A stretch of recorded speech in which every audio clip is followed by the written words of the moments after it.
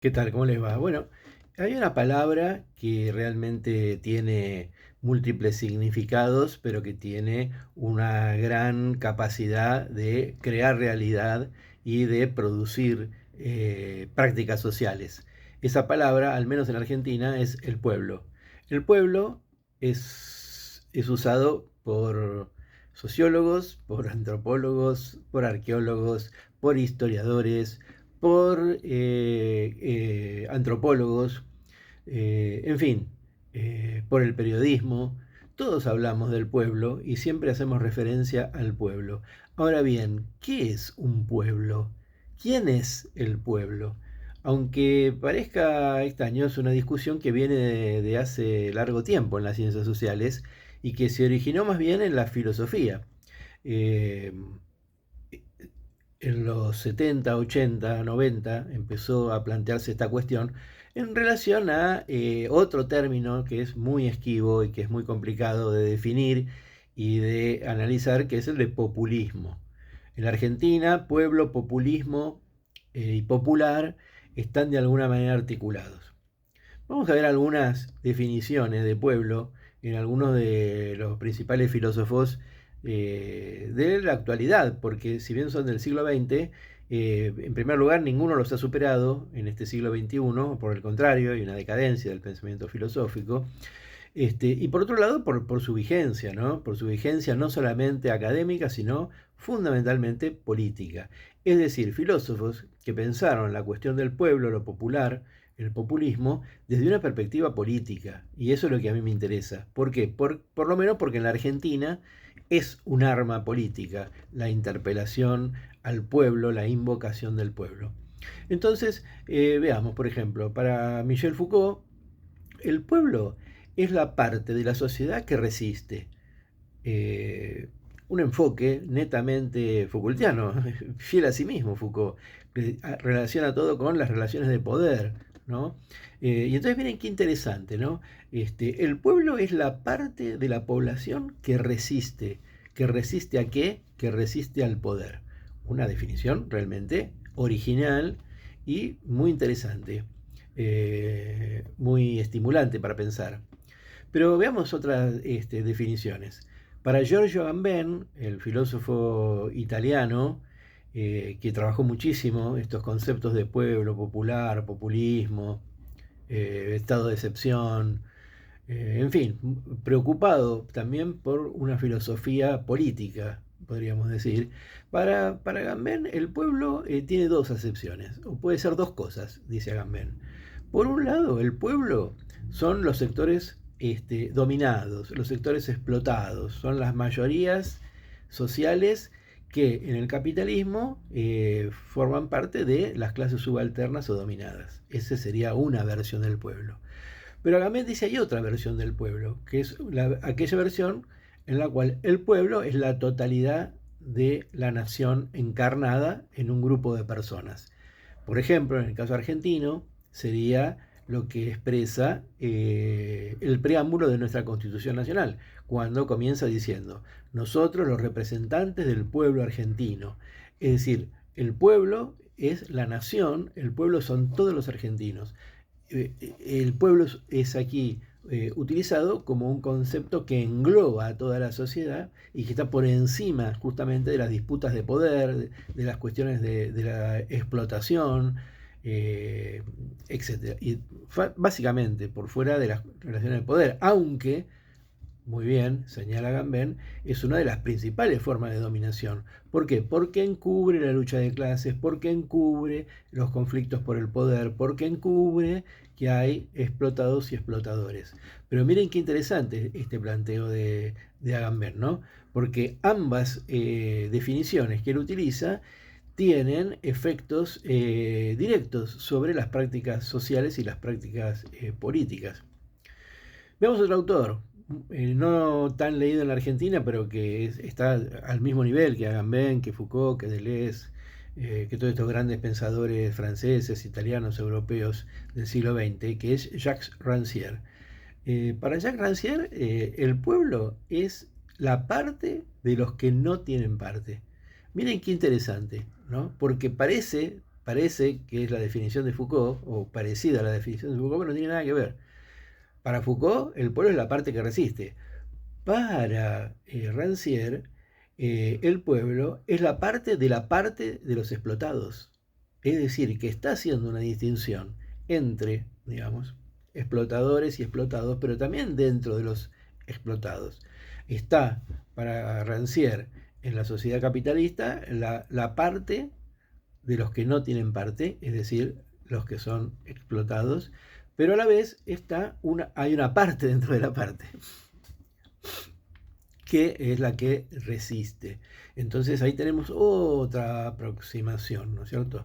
Después tenemos una que está muy vinculada a la política argentina, porque estamos hablando de Ernesto Laclau, que fue, desde mi punto de vista, el inventor del kirchnerismo como práctica política, ideológica, ético-cultural, que plantea que el pueblo es sencillamente un significante vacío. Es decir, no hay una definición para pueblo porque hay miles de definiciones de pueblo y miles de usos políticos para la palabra pueblo.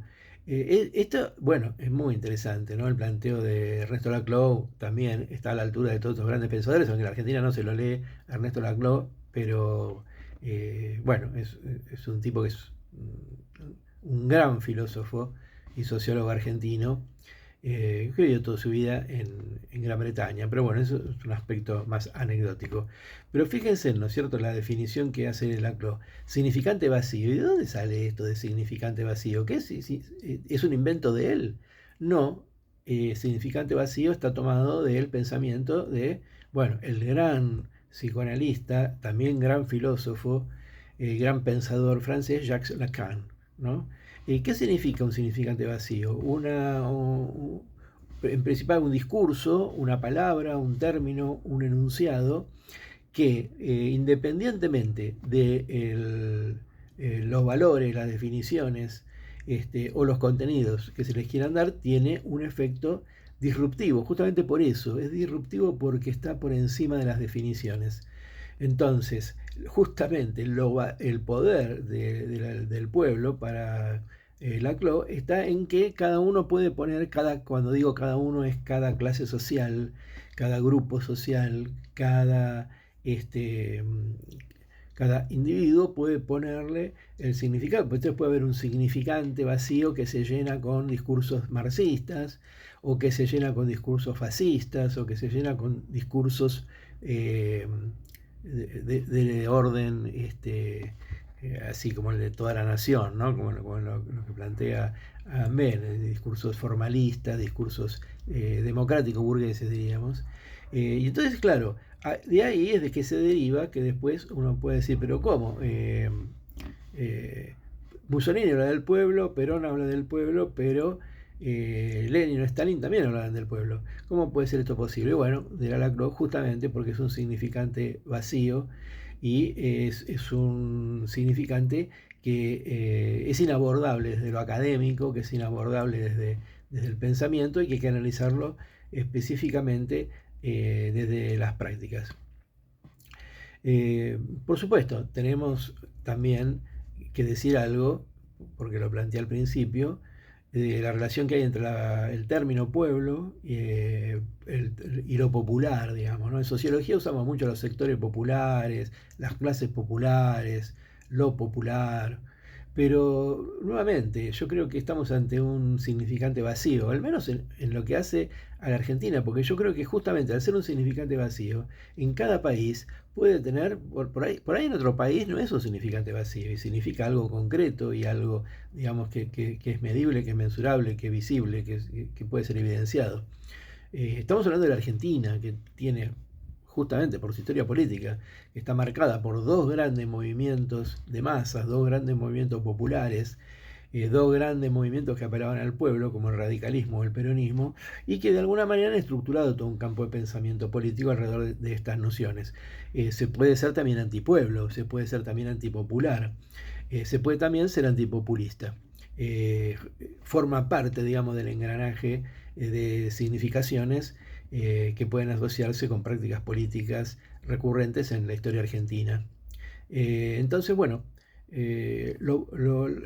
las clases populares en realidad es un término que no es que sea un significante vacío, es un poquito una tontería, ¿no es cierto?, hablar de las clases populares.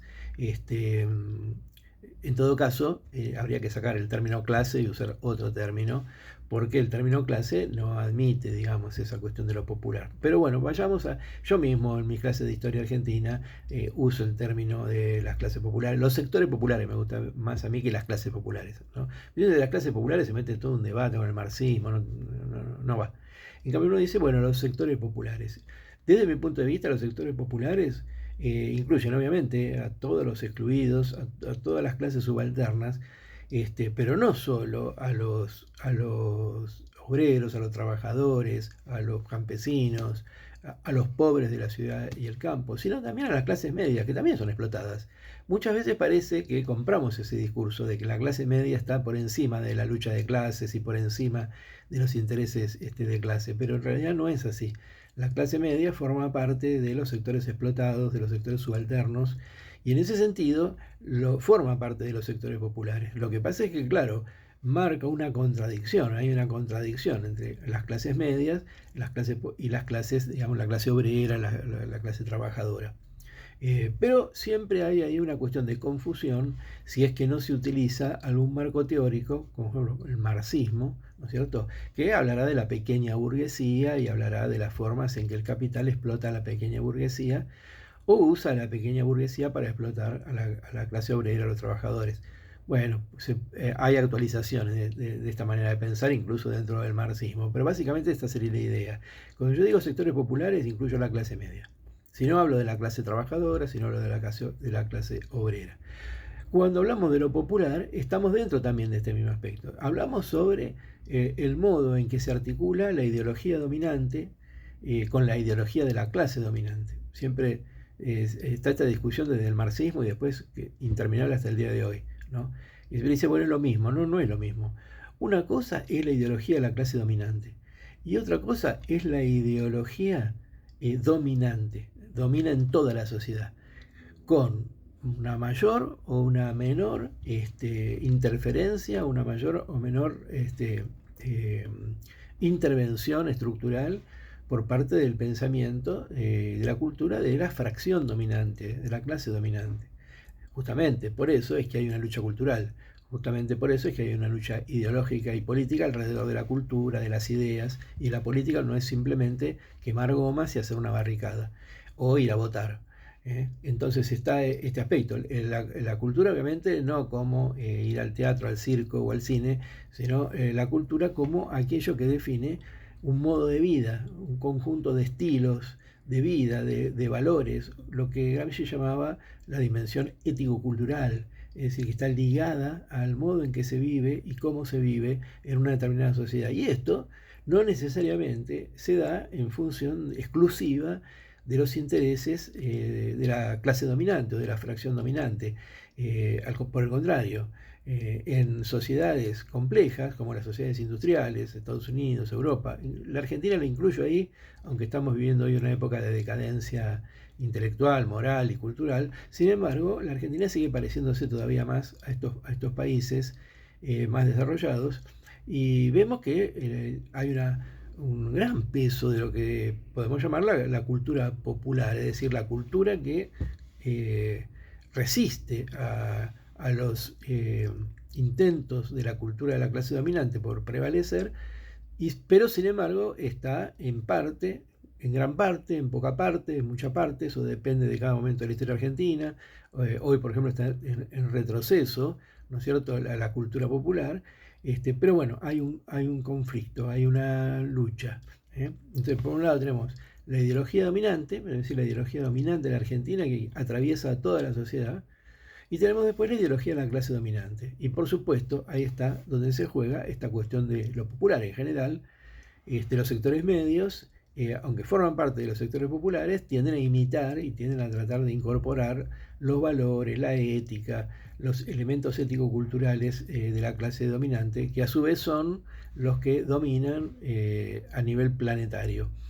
Y los sectores, y dentro de los sectores populares, los trabajadores, los campesinos, en la Argentina en particular, por ejemplo, la gran división que hay entre el pensamiento de las grandes ciudades, en las grandes ciudades, Buenos Aires, Rosario, Córdoba, Mendoza, y el resto del país, lo que se llama eufemísticamente el interior, lo que los argentinos llamamos el interior, es decir, el resto de las provincias, que tienen una cultura particular, que tienen una serie de valores ético-culturales que los distinguen fuertemente de los de, de las grandes ciudades, eh, y que en ese sentido marcan una complejidad adicional que tiene el análisis del pueblo, de lo popular y del populismo en la política y en la cultura argentina.